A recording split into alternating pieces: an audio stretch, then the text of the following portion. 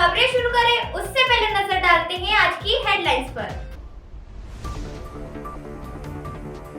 जलभराव से फसल बर्बाद, किसानों ने कलेक्टर को सौंपा सामूहिक मुआवजा आवेदन। नीमच में लाडली बहन योजनाओं को लेकर जोरदार प्रदर्शन, पात्र महिलाओं को जोड़ने की मांग। स्विफ्ट डिजायर और स्कूटर में भरकर रखा था नशा, हाईवे पर पुलिस ने किया पर्दाफाश। बोट चोरी से बनी है मध्य प्रदेश सरकार, मध्य प्रदेश के पूर्व प्रभारी सांसद कुलदीप सिंह इंदौरा ने कहा। जीतू पटवारी के घर देर रात डकैती की कोशिश, नकाबपोश बदमाश 4 घरों में घुसे। शिप्रा नदी में बह गई पुलिस की कार, 100 मिला, 2 की तलाश तीसरे दिन भी जारी। बार में ठुमके लगाते नजर आए दतिया के एएसआई, दतिया पुलिस का बार बुलाओ संग डांस वायरल। ग्राम जैंथल में सुंदरलाल नागदा के घर लगी आग, गैस टंकी लीकेज और शॉर्ट सर्किट बना कारण। नीमच जिले के ग्राम बिसलवास खुर्द के किसानों ने खरीफ सीजन की सोयाबीन फसल बारिश और जलभराव के कारण नष्ट होने पर जिला प्रशासन से तुरंत मुआवजे की मांग की है। किसानों ने सोमवार को जिला कलेक्टर को आवेदन सौंपकर फसल क्षति का हवाला देते हुए शीघ्र राहत देने की अपील की है। नीमच जिले के ग्राम बिसलवास खुर्द पंचायत घसुंडी बागनी तहसील नीमच के किसानों ने खरीफ सीजन की सोयाबीन फसल नष्ट होने के बाद जिला प्रशासन से सामूहिक मुआवजा की मांग की है। किसानों के एक प्रतिनिधि मंडल ने सोमवार को जिला कलेक्टर को एक आवेदन सौंपा, जिसमें जल भराव और अत्यधिक वर्षा के चलते हुए व्यापक फसल क्षति का उल्लेख किया गया है। आवेदन में कहा गया है कि पटकारी हल्का संख्या 5 के अंतर्गत आने वाले गाँव में जल भराव के कारण पूरी फसल नष्ट हो गई है। इससे किसानों के सामने भरण पोषण और आगामी फसल की तैयारी को लेकर गंभीर संकट खड़ा हो गया है। किसानों ने मांग की है कि कृषि विभाग की टीम द्वारा शीघ्र सर्वेक्षण कराकर शासन द्वारा निर्धारित मुआवजा राशि तत्काल जारी की जाए। आवेदन देने वाले के प्रमुख किसानों में जगदीश, फतेहलाल नागदा, महेश, कृष्ण गोपाल, भूपेंद्र, जीवराज भगतराम सहित अन्य किसान शामिल थे। ग्राम पंचायत और समस्त कृषकों ने प्रशासन से जल्द कार्यवाही की अपील की है। आया था गाँव बिसलापुर से नीमच तहसील में आता है और जो सोयाबीन की फसल है वो जल भराव के कारण कोई नष्ट हो चुकी है।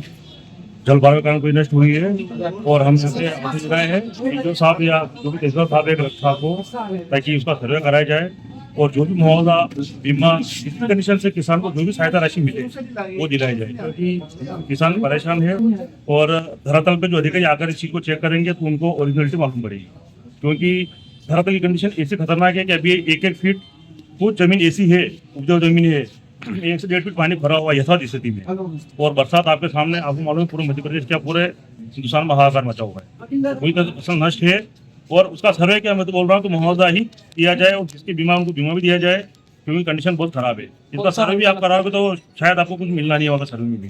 लेकिन आपका नंबर लगता है पटवारी का नंबर 5 है और हम आए गाँव बिसलापुर घसुंडी पंचायत में आता, हमारा घसुंडी बामनी में आता है। केवल सोयाबीन में ये समस्या है और अन्य फसलों में सारी फसलें नष्ट है। सोयाबीन, उड़द, मक्का, मूंगफली मतलब लगभग खत्म है। कुछ 10-15% कुछ चांस है, लेकिन उससे तो किसान का जो लागत है वो तो ठीक है, उसको 20% भी नहीं मिल रहा है। क्या चाहते हैं आप? हम चाहते हैं मुआवजा, कुछ मुआवजा चाहते हैं और मुआवजा भी मतलब ऐसा मुआवजा चाहिए कि जिसको लगे हाँ कि मुआवजा मिला है, वो वाला मुआवजा नहीं चाहिए हमको जैसे यार के 150 रुपये, 200 रुपये, 250 रुपये से बिकेगा तो उससे तो कुछ होना नहीं है। कम से कम एक अनुमानित मुआवजा बनता है, जैसे कि हेक्टर या बीघे भी लेकर चलो कम से कम 8 से 10 हज़ार रुपये बीघेगा, या हेक्टर का मानो तो आप 30 से 40 हज़ार रुपये हेक्टर का, मतलब एक अनुमानित किसान की जो लागत है, जैसे कि किसान की लागत है 1 बीघे में करीब 5,000 रुपये की, तो लागत मूल्य निकल जाए उसको कम से कम लागत मूल्य तो उसको 7 से 8 हज़ार रुपये उसको लागत मूल्य उसकी जो मेहनत मजदूरी है वो तो उसको मिलना चाहिए। क्या नाम है?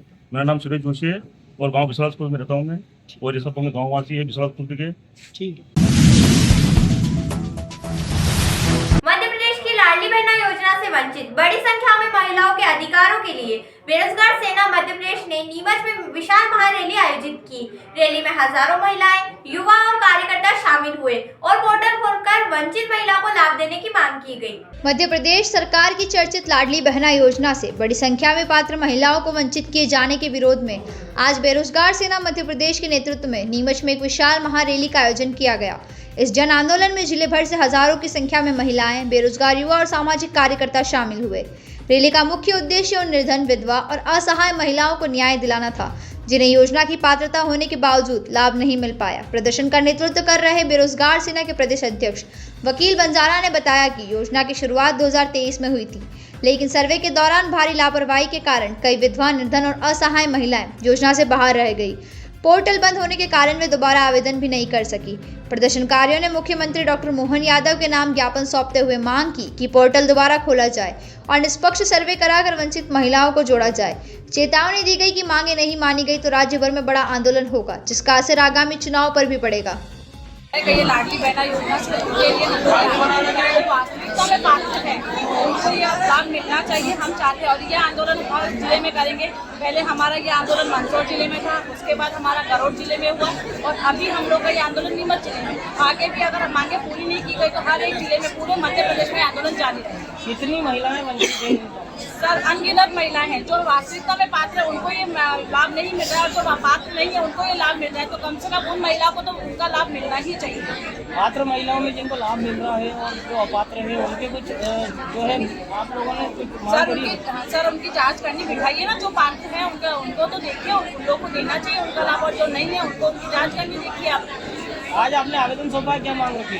सर यही है कि उन लोगों को उनका लाभ मिलना चाहिए, वंचित लाडली बहनों को उनका लाभ मिलना चाहिए। कोई अल्टीमेटम दिया है सरकार को आप लोगों ने? आवेदन किया है सर। अल्टीमेटम में कोई समय दिया आपने, कितने समय में काम होना चाहिए? सर जल्द से जल्द होना चाहिए। क्या नाम है? क्या नाम है? सर पूनम बालवानी, युवा मोर्चा अध्यक्ष, प्रदेश उपाध्यक्ष युवा मोर्चा। वो बेरोजगार सेना लगातार प्रत्येक जिलों में आंदोलन कर रही है वंचित लाडली बहनों को लेकर। इस मुद्दे को लेकर लगातार आंदोलन कर रही है। हमने 27 फरवरी को मंसूर आंदोलन करा है और 5 जुलाई को मंसूर करा है, 22 जुलाई को हमने गरुड़ करा है और अभी आज के दिन 5 सितंबर के दिन हम निमोज में आंदोलन कर रहे हैं और 5000 से अधिक महिला जुड़ गई है।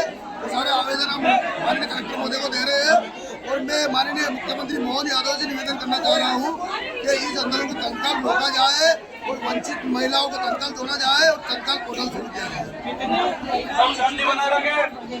70,000 का टारगेट है अभी निमोज जिले में। 70,000 वंचित महिला अभी हमारे जो निरीक्षण करा है बेरोजगार सेना के माध्यम से। अभी आप किस प्रकार से विरोध प्रदर्शन करते हुए ज्ञापन सौंपना है? हाँ, अभी हमने विरोध प्रदर्शन अल्लाह बोल का नारा लगाया है और विरोध प्रदर्शन लगातार हम कर रहे हैं और लगातार हम प्रत्येक जिले में ज्ञापन दे रहे हैं। आज निमोज में हमने ज्ञापन दिया है, ये अपने महाराष्ट्र चौराहे के कलेक्टर महोदय को हमने ज्ञापन दिया है।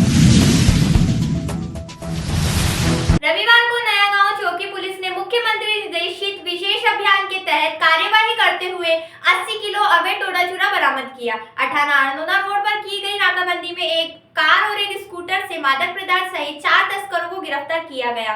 मौके से वाहन पे जब्त कर एनडीपीएस एक्ट के तहत प्रकरण दर्ज किया गया। रविवार को नया गांव चौकी पुलिस ने विशेष अभियान के तहत बड़ी कार्रवाई करते हुए Maruti Suzuki Swift Dzire car और यामाहा फैसिनो स्कूटर से 80 किलो अवैध डोडा चूरा जब्त किया है। पुलिस ने मौके से 4 तस्करों को गिरफ्तार किया है। थाना प्रभारी जितेंद्र वर्मा और चौकी प्रभारी मंगल सिंह राठौड़ के नेतृत्व में यह कार्यवाही मुखबिर की सूचना पर की गई। पुलिस टीम ने अठाना अरनोदा रोड स्थित 4 खंबा चौराहे पर नाकाबंदी की थी। इसी दौरान एक स्कूटर और एक कार वहां पहुंचे। पुलिस को देख चालक भागने लगा, लेकिन टीम ने घेराबंदी कर उन्हें पकड़ लिया। तलाशी के दौरान कार से 80 किलो डोला चूरा बरामद हुआ। पकड़े गए आरोपियों में योगेश सोनी और सुमित हरिजन दोनों निवासी चित्तौड़गढ़ स्कूटर पर सवार थे, जबकि नवीन बंजारा चित्तौड़गढ़ और गजन सिंह नागौर कार में थे। पूछताछ में उन्होंने बताया कि वे मादक पदार्थ लेकर वापस चित्तौड़गढ़ जा रहे थे। पुलिस ने डोला चूरा के साथ साथ कार और स्कूटर को जब्त कर चारों आरोपियों के खिलाफ एनडीपीएस एक्ट की धारा 8/15 के तहत मामला दर्ज किया है। यह कार्रवाई मुख्यमंत्री के निर्देश पर चलाए जा रहे अवैध मादक पदार्थ विरोधी विशेष अभियान के तहत की गई। फिलहाल मामले की जांच जारी है। इंदौर जाने की आवश्यकता नहीं। 11 मल्टी स्पेशलिटी हॉस्पिटल नीमच में उपलब्ध है। अंचल का एकमात्र अत्याधुनिक सर्व सुविधा युक्त 150 बेडेड हॉस्पिटल, जहां आपको 24 घंटे इमरजेंसी सुविधा उपलब्ध मिलेगी। साथ ही सभी बीमारियों का इलाज, जांचें तथा दवाइयां एक ही स्थान पर उपलब्ध है। 20 स्पेशलिस्ट डॉक्टर की विशाल व अनुभवी टीम के साथ उपलब्ध सेवाएं, अस्थि रोग, शिशु रोग, महिला एवं प्रसूति रोग, लेजर सर्जरी, न्यूरो एवं स्पाइन सर्जरी, यूरोलॉजी, जनरल एवं लेप्रोस्कोपी सर्जरी, क्रिटिकल केयर एवं ट्रॉमा, मुख कैंसर रोग, जनरल मेडिसिन, फिजियोथेरेपी। इसके अतिरिक्त 15 बेडेड अत्याधुनिक मशीनों युक्त ICU, ultra modern 7 bedded dialysis unit, 10 bed नवजात शिशु and ICU, 4 modular operation theatre, अत्याधुनिक लैब एवं रेडियोलॉजी विभाग, सर्व सुविधा युक्त वार्ड एवं प्राइवेट रूम, 24 घंटे एम्बुलेंस सुविधा। चलिए खबरें शुरू करते हैं। नीमच पहुंचे कांग्रेस सांसद और पूर्व प्रदेश प्रभारी कुलदीप सिंह इंदौरा ने बड़ा बयान देते हुए कहा है कि मध्य प्रदेश में भाजपा ने वोट चोरी कर सरकार बनाई। नीमच टुडे से खास बातचीत में उन्होंने राहुल गांधी के खुलासों का जिक्र करते हुए कहा कि अब सारे षड्यंत्र उजागर हो रहे हैं। वोट चोरी लंबे समय से हो रही है। राहुल गांधी के खुलासे अब सारे षड्यंत्र उजागर हो रहे हैं। मध्य प्रदेश सरकार भी वोट चोरी से बनी है। कांग्रेस के पक्ष में माहौल था, लेकिन वोट चोरी कर भाजपा ने अपनी सरकार बना दी। यह बात मध्य प्रदेश कांग्रेस के पूर्व प्रभारी और सांसद कुलदीप सिंह इंदौरा ने कही। वे अल्प समय के लिए नीमच आए थे और नीमच टुडे से चर्चा कर रहे थे। मध्य प्रदेश विधानसभा चुनाव के समय कुलदीप सिंह इंदौरा मध्य प्रदेश कांग्रेस के सह प्रभारी थे और नीमच मंदसौर जिले में उन्होंने लंबे समय तक कार्य किया। नीमच में कई पदयात्राएं की और अनेक बैठकों और सभाएं ली। सचिन पायलट के जन्मदिन के अवसर पर सावलिया सेठ मंदिर में आयोजित कार्यक्रम में शामिल होने आए कुलदीप सिंह इंदौरा नीमच पहुंचे और नीमच टुडे एडिटर राकेश सोन से तमाम मुद्दों पर बात की। टुडे में आपका स्वागत है। देश भर में एक आंदोलन चल रहा है, वोट चोर गद्दी छोड़, और इसी आंदोलन को लेकर जहाँ राहुल गांधी बिहार यात्रा पर है, वही नीमच में भी बहुत बड़ा आंदोलन हुआ था। हमारे बीच कांग्रेस के सांसद और मध्य प्रदेश के पूर्व प्रभारी श्री कुलदीप इंदौरा जी। आइए जानते हैं कि किस तरह से ये आंदोलन पूरे देश भर में चल रहा है और क्या स्थिति है। सर, नीमच में आपका स्वागत है। आज नीमच आना हुआ, आप नीमच में के प्रभारी रहे, मध्य प्रदेश के प्रभारी रहे। जो आंदोलन राहुल गांधी जी ने छेड़ा, क्या असर लग रहा है उसका? जी, तो आपका बहुत बहुत धन्यवाद कि आप मुझे आज के इस इंटरव्यू के संबंध में आपसे वार्ता हो रही। राकेश जी, पूर्व में भी आपसे काफ़ी मुलाकातें हुई और आप समय समय पर इस क्षेत्र की आवाज़, यहाँ की समस्याएं, यहाँ के लोगों की जो दिक्कतें हैं उनको बड़ी मुस्तैदी से और बड़ी मजबूती के साथ उन समस्याओं को रखते हैं। तो वोटर अधिकार यात्रा अभी जो चल रही थी बिहार में, वोट चोर गद्दी छोड़, ये अभियान, ये आपको ध्यान ही होगा कि देश में जिस प्रकार से वोट चोरी का काम हुआ और वो सारे तथ्यों सहित राहुल गांधी जी ने उजागर किया, वो सब पूरी दुनिया के सामने आया। किस प्रकार से वोट चोरी हो रहे, किस प्रकार से ये फर्जीवाड़ा हो रहा था। लोग बिहार में कम से कम 65 लाख वोट काट दिए गए, तो बिहार के लोगों को पता है वो जिस प्रकार से वहाँ जो वोट जोड़ने का, काटने का जो अभियान चला, उस मुद्दे को लेकर राहुल गांधी जी वहाँ निकले।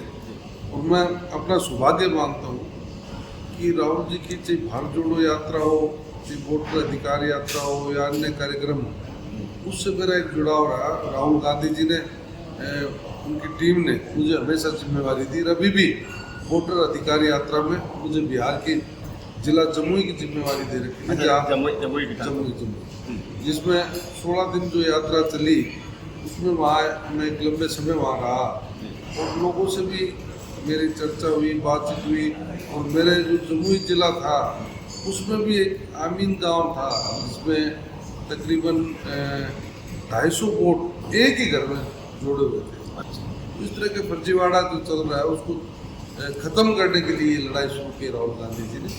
अच्छा, ये आप मध्य प्रदेश में विधानसभा के दौरान रहे, एक माहौल था कांग्रेस के पक्ष में कि कांग्रेस की सरकार आएगी, लेकिन देखा गया कि बहुत बुरी तरह हारे। कहीं ना कहीं मध्य प्रदेश में भी वोटों में भारी गड़बड़ी मानते हैं।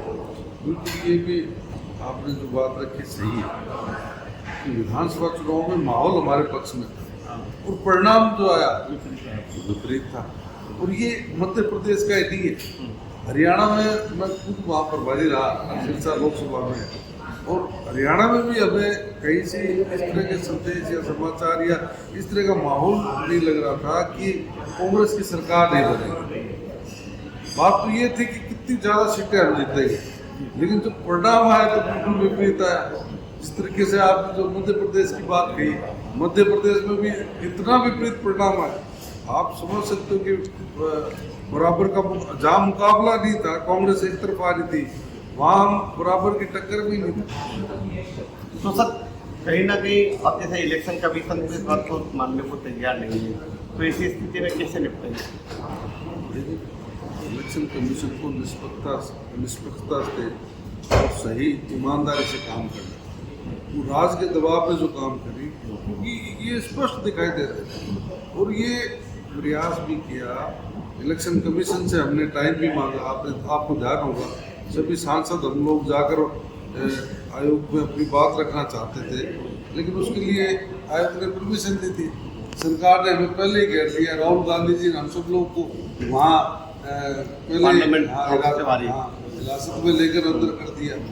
तो सदन में आप चर्चा करते हैं, कहीं कोई डर नहीं है तो सदन में चर्चा करने में कहाँ दिक्कत आ रही है?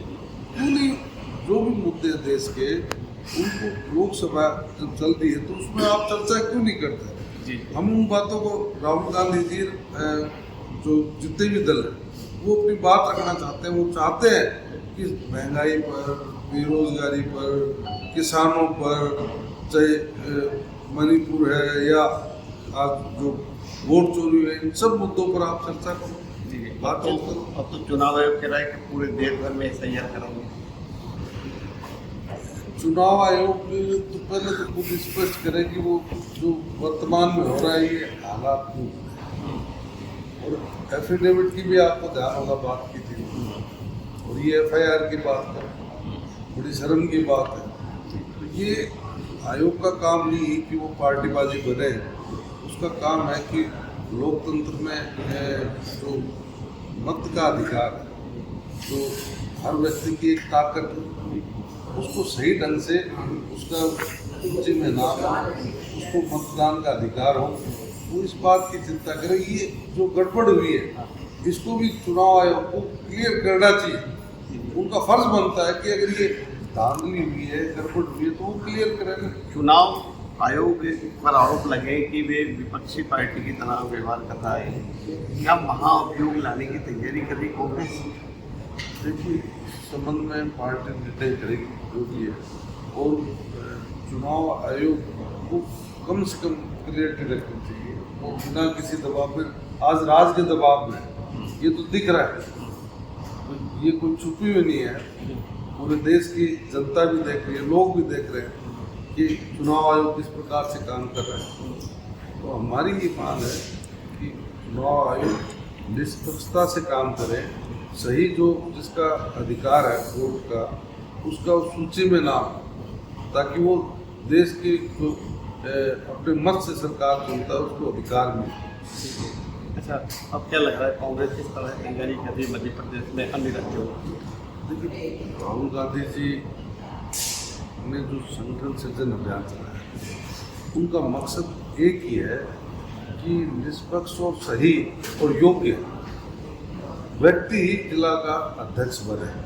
और उसमें मेरा सौभाग्य मानता हूँ कि इसकी जो संगठन सृजन अभियान की शुरुआत गुजरात से की, उसमें मुझे अवसर दिया, मैं गुजरात गया, उसके बाद मुझे हरियाणा में जिम्मेवारी थी, वहाँ भी गया, वहाँ, और अब मेरे को उत्तराखंड। इसमें हमने जो फैसले सबकी राय से, आम कार्यकर्ता, आम व्यक्ति, नेता, बड़े नेता, सबसे बात करके हमने निष्पक्षता से, बिना पार्टीबाजी के, बिना किसी लाग लपेट के, बड़ी ईमानदारी से जो नाम दिए, उन पर राहुल गांधी जी ने निर्णय किए, तो उसका एक अच्छा मैसेज भी गया।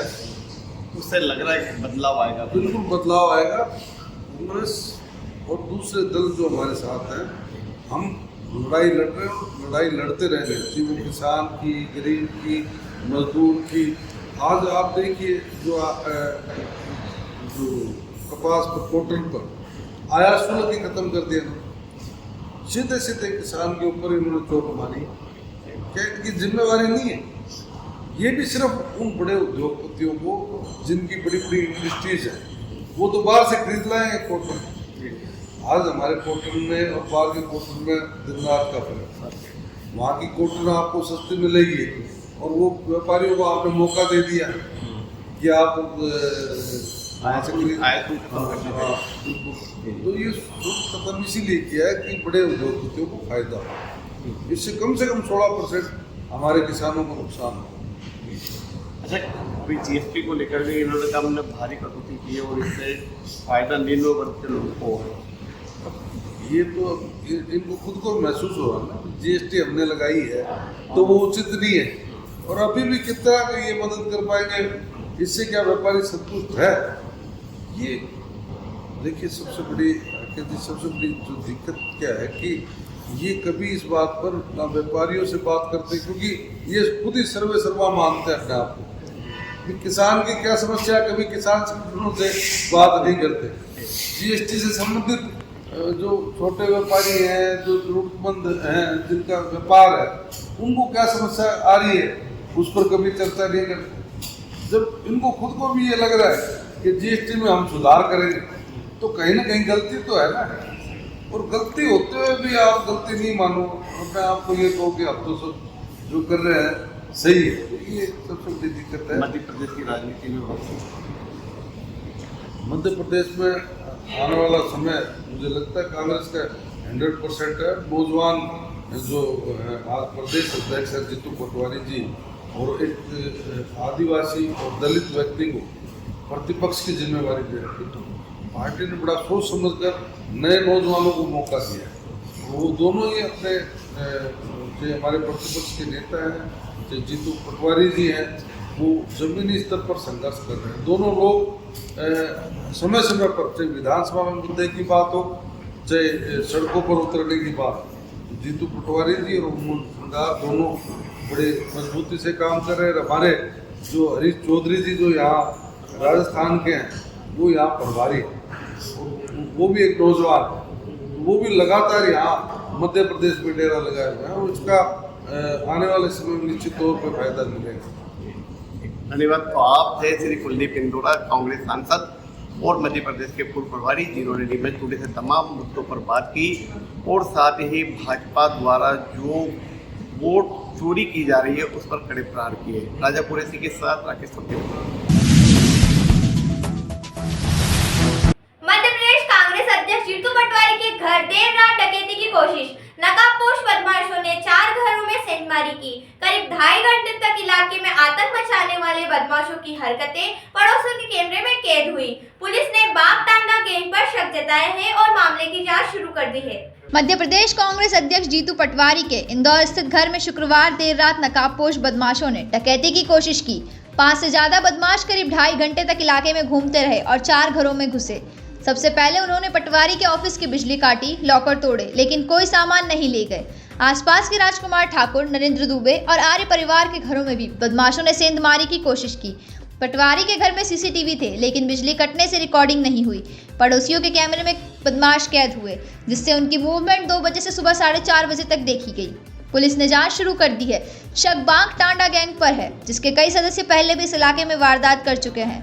पूरा इलाका दहशत में है। सवाल ये है कि इतनी बड़ी वारदात की प्लानिंग के बावजूद बदमाश आखिर क्या ढूंढ रहे थे। दतिया जिले की सिविल लाइन थाना पुलिस एक बार फिर चर्चा में है, जहां एएसआई संजीव गौड़ और कांस्टेबल राहुल बौद्ध का बारवालाओं के साथ डांस करते हुए वीडियो सोशल मीडिया पर वायरल हो गया। पीले पीले मेरे राजा जैसे गानों पर झूमते ये वर्दीधारी जनता के रक्षक शराब और शबाब का खुलकर मजा लेते नजर आ रहे हैं। बताया जा रहा है कि एएसआई संजीव गौड़ वही अधिकारी हैं जिन्हें पहले भी एक वायरल ऑडियो के मामले में साइबर सेल से हटाया गया था। अब सवाल उठता है कि जब कानून के रक्षक ही कानून तोड़ते दिखे तो जनता किस पर भरोसा करे। सोशल मीडिया पर लोग दतिया पुलिस की इस कार्यशैली पर जमकर तंज कस रहे हैं और यह घटना विभाग की छवि को धूमिल करती नजर आ रही है। इस तरह की अपडेट पाने के लिए आप बने रहें नीमच टुडे के साथ। मनासा तहसील की ग्राम पंचायत देंथल में आज सुबह एक आगजनी की घटना सामने आई है। ग्राम निवासी सुंदरलाल के घर में अचानक आग लग गई। बताया जा रहा है कि आग गैस टंकी में लीकेज और शॉर्ट सर्किट की वजह से लगी। मनासा तहसील की ग्राम पंचायत देंथल में आज सुबह एक आगजनी की घटना सामने आई। ग्राम निवासी सुंदरलाल नागदा के घर में अचानक आग लग गई। बताया जा रहा है कि आग गैस टंकी में लीकेज और शॉर्ट सर्किट की वजह से लगी। आग लगते ही घर में अफरा तफरी मच गई। गनीमत रही कि किसी तरह की जनहानि नहीं हुई है। हालांकि आग में एक कार, 2 मोटरसाइकिलें और 5 लाख रुपए नकद जल गए। इसके अलावा 10 क्विंटल से अधिक खरबूजे के बीज, सोयाबीन और गेहूं भी जलकर राख हो गए। मकान मालिक के अनुसार कुल नुकसान 50 लाख रुपए से ज्यादा का है। घटना की सूचना मिलते ही ग्रामीण मौके पर पहुंचे और आग बुझाने की कोशिश की। बाद में प्रशासन और दमकल विभाग को भी सूचना दी गई, जिनके सहयोग से आग पर काबू पाया गया। यह थी आज के दिन भर की खबरें। तो इजाजत दीजिए पूर्वा यादव को और देखते रहिए नीमच टुडे।